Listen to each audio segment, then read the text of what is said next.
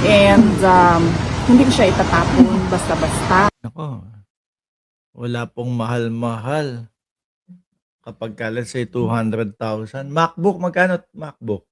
$2,000. Ano po yung ano? Sabihin mo na natin 2,500 USD na MacBook.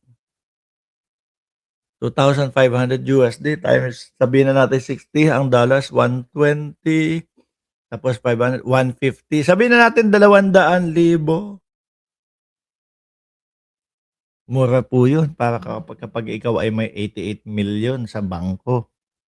Ano po? 88 million na salin. Mura, mura pa din po yun. No, yung 200,000 po. No? Lalo na doon sa in and out, tapos yung pinaka magiging suma total na matitira 2 bilyones mahigit. Murang-mura talaga yung 200,000.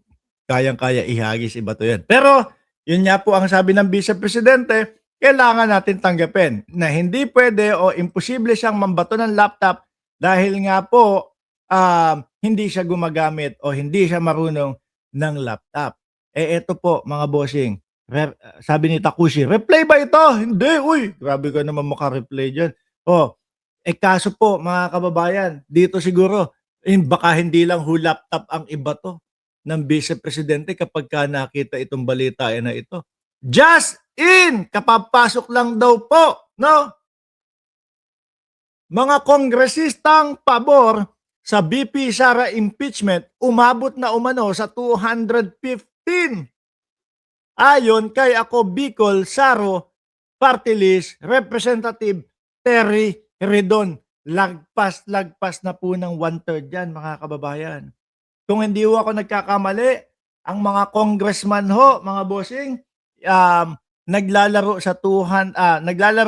sa 300 to 330 yung mga congressman. Sabihin na po natin na 330 mga kababayan. 215, almost 2/3 na po iyan mga boss Chief Amoser.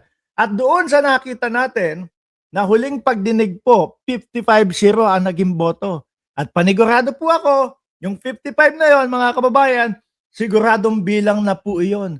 Kailangan na lang ng 51 para umabot po doon sa 1/3 na bilang ng mga kongresista para ma-impeach ang Vice Presidente sa ikalawang pagkakataon sa Kongreso.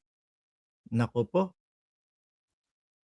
Mukhang ready na dapat talaga sila Tito Soto dito ha. Ano?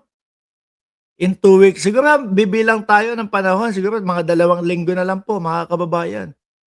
Impeach na naman ang Vice Presidente sa Kongreso. At kapag gaganyan po ang nangyari, ang sabi naman po ng Senate President, para sa kanya, yung nakasulat na sa Konstitusyon ng Pilipinas na forthwith ay the following day, susunod na mga araw.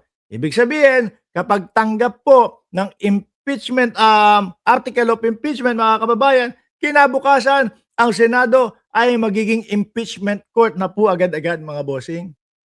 Delicate ang Vice Presidente dito. Patonte ng patonte ang pag-asa nila. Dahil pag yan po pumanik, umakyat sa Senado mga kababayan, yari na. Mahihirapan na po sila. No? Kaya po ang ginagawa ng kampo ng mga DDS sa pangunguna ni Amy Marcos, meron po mga pinapakalat na ganito. Nung una, ayan, may mga pinapakalat po na ganito na kesyo daw po binabayaran, may bayad, etc. Tinatakot mga kababayan.